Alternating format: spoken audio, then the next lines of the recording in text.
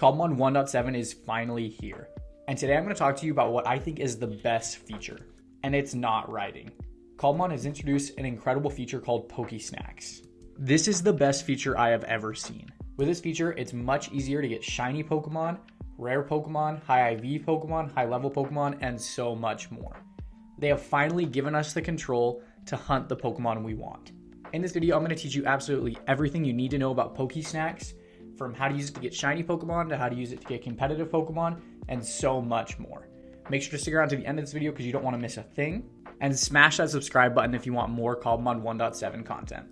So like I said, pokesnacks are a new item in Cobblemon 1.7. They look like this, and you can just place them on the ground. Now, normal pokesnacks don't do much. We actually timed that really well. You can see that a Pokemon took a bite out of this. And if you go over here, it looks like it was this Combee. You could tell it was spawned from the Pokesnack because it has these little particles coming out of it. And it is a female Combee, which is actually more rare. But these normal ones don't have much effect rather than just spawning in Pokemon. I'm going to show you all the different seasonings you can apply to these to give you some seriously insane benefits.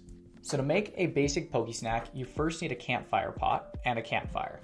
A campfire pot can be crafted with 5 copper ingots, 1 piece of glass, and then 2 apricorns of any color. And the color apricorn you use determines the color of the pot. Then within a campfire pot, you can use 3 milk. You can use either moo milk or milk buckets. Personally, I would recommend milk because it can stack. You don't need iron, and it's super easy to harvest milk from moo. Then 2 honey bottles, 1 Vivichoke, and 3 hardy grains. And with this, you can get a Pokesnack. If you haven't seen yet, hardy grains are a plant like this that can grow in the overworld. They grow in water and plains biomes. And then what's cool about them is when you harvest them, the plant isn't destroyed, and so it'll just grow back, which I think is a pretty awesome feature. We'll have a bigger guide on hardy grains in the future, but today the focus is these Pokesnacks. So what exactly can you do with these? You can add different seasonings to the top in this area here, and they will give different benefits. And any item that has a benefit, you can shift over it and it will tell you the bait info. So most berries have some sort of benefit, and then a few extra items. The best one is enchanted golden apples.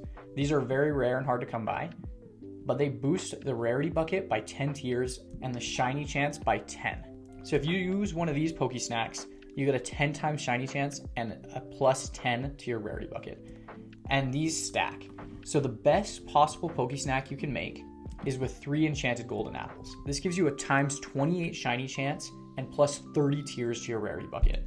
This is absolutely insane and makes shiny hunting rare Pokemon like starters or dragons so much easier. The possibilities here are endless. Now, realistically, enchanted golden apples are incredibly hard to come by in a survival world, although they will be included in Cobblemon trials. So if you go through a tricky trial, it is in the loot table, you can get enchanted golden apples, but they're hard to come by. So you're not going to be able to make a ton of these with enchanted golden apples. So I'm going to go through what I think are the best other possible combinations that are a little bit more budget friendly. If you use 1 Starf Berry, you get a 5 times shiny chance. If you do 3 of these, then you get a 13 times shiny chance, which is still really good. If you use a regular golden apple, which is much easier to come by, you get a times 2 shiny chance and plus 1 to your rarity bucket. So if you're trying to shiny hunt rare Pokemon, you could do 3 golden apples and get a plus 3 to your rarity bucket and times 4 to your shiny chance. But I would recommend actually making combinations. So if you combine the Starf Berry here, you can get plus 2 tiers for your rarity bucket and times 7 to your shiny chance. Or if you want to do 2 Starf Berries and 1 enchanted golden apple, you get plus 1 tier and still a 10 times shiny boost, which is huge. So those are going to be the best things to use to get rare or shiny Pokemon. And I'm pumped about that, but I'm almost more excited for what these other berries do. For example, the Jaboca Berry will boost friendship by 100. So if you use one of these, you can start off with a Pokemon with at least 100 friendship. But if you use 2 of these, it's plus 200. And if you use 3, plus 300, which plus 300 isn't even necessary.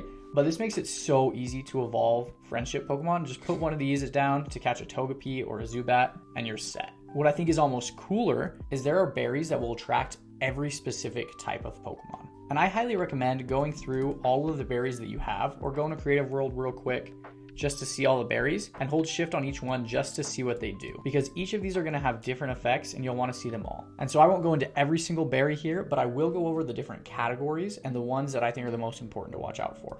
So for example, there are berries to attract Pokemon of different types. A Havenberry gives you a 10 times chance for dragon types. So if you go to a mountain biome and put one of these down, it's going to be much easier to find a Gibble, a Bagon, or other dragon type Pokemon. If you use 3 of them, you'd have 30 times chance for dragon types.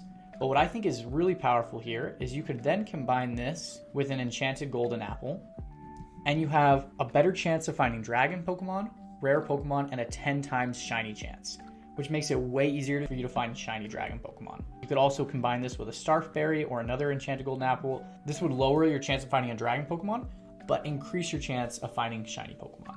Now, Enigma Berries have a 5% chance to find a Pokemon with a hidden ability. So you could stack a Starf Berry, an Enigma Berry, and a golden apple, and this gives you a pretty good chance of finding a shiny Pokemon with a hidden ability that's also rare. And this is the thing that I'm really excited about, is that there are pretty much infinite combinations of what you can do here, which is why I'm just showing you what I think are the best combinations. But please experiment with this, because there are so many cool things you can do. And I just love the freedom that the developers have given us in this update, that we can pretty much craft a hunt for any kind of Pokemon we want using these pokesnacks. For example, if you need a Pokemon that can only evolve when it's a female, you can use key berries, and you put 3 of these together and you have a 75% chance of attracting the female gender. Or if you want a Gallade, you need a male Ralts, so you can throw down 3 Moringa berries and you get a 75% chance of attracting male gender. If you use the EV friendship berries, Kelpsie Berry, Pomeg, Qualot, Hondu, and so on, you can attract Pokemon that yield specific IVs. So this can help you for EV training, which would be awesome. But you could also be sneaky about this. And if you're hunting a specific Pokemon and you know that they yield that EV, now I haven't had time to test this thoroughly, but this might be a good strategy to hunt some rare Pokemon in a biome without having to use enchanted golden apples. You could use this EV yield, and that should hopefully limit it down to more of the Pokemon that you're looking for. And you can always combine that with some golden apples or enchanted golden apples, and then it limits it to the EV yield you're looking for, and it also is more rare and has a higher chance of being shiny, which gives you a much better chance of finding those Pokemon you want. Now, what I think is the coolest is that there are berries that will yield every single kind of IV. So Salac Berry will have at least +5 speed IV. And if you do 3 of these, which is what I'm always going to recommend if you're doing something like IVs, you probably want to do 3. This gives you +15 speed IV. Now you can use these to easily hunt really high IV Pokemon. And like I said, when I talk about a berry that attracts dragon types or a berry that gives you higher speed IVs, there's a berry for every other one of those categories as well. So the Gamelon Berry gives defense IVs, Lychee Berry gives attack IVs, Cassip Berry gives you ghost type Pokemon, and so on. So you'll definitely want to play around with these, but there are a couple other combinations I think are really cool. The Hopo Berry is one of my favorite. Each Hopo Berry gives you a +10 level boost. So 3 Hopo Berries can give you a +30 level boost, which is insane. If you're trying to get your Pokemon to level 100, you could use Hopo Berries to spawn in some crazy high level wild Pokemon, which will make it way easier to train.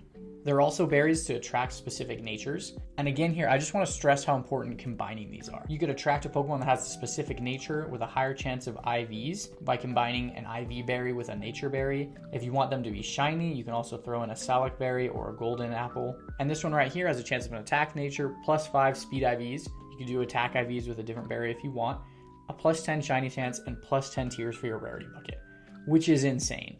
So now I want to show you guys how some of these are actually going to work. So once you have the recipe in here, you need to click on the cooking pot and it'll start the cooking process here. And you can see it bubbles, which I think is super fun. It throws out either glass bottle or bucket, depending on what you use. And then you go back in and you can retrieve the Poke Snack here. Pokemon have been eating from these ones throughout our entire tutorial here, which will spawn in different Pokemon. There's a Metapod there that ate these ones, but these are just the basic ones that don't do much. We'll put down our enchanted golden apple one here, and we might as well throw down a few of them and see what kind of Pokemon these spawn in. Literally within less than a minute, we just got a Quaxly that spawned in. Now keep in mind, this is the most expensive Poke Snack that we are using right here. So early game, you will probably be using less effective ones, but this makes hunting starter Pokemon or other shiny and rare Pokemon so much easier. I think these are the most important combinations for you guys to know about, but there's probably more out there. I wanted to get this video out as soon as possible for you guys so you can start using this incredible feature. But make sure to subscribe to the channel and check out my Cobblemon Survival Guide series, where I'll keep teaching you guys everything you need to know about Cobblemon, especially the new Cobblemon 1.7 update. And literally while I was giving that outro, another starter Pokemon appeared, and a Ditto. This update is incredible. Thank you so much for watching, and I'll see you guys soon with more Cobblemon 1.7 content.